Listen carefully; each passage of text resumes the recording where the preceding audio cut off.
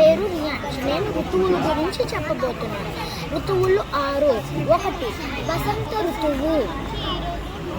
చెట్లు చిగురిస్తాయి, పూలు పూస్తాయి.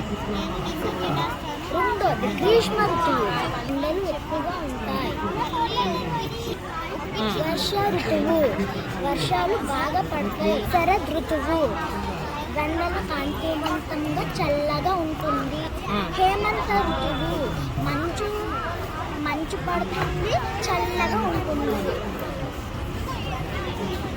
శిశిర ఋతువు. ఆకులు రాలుస్తున్నాయి.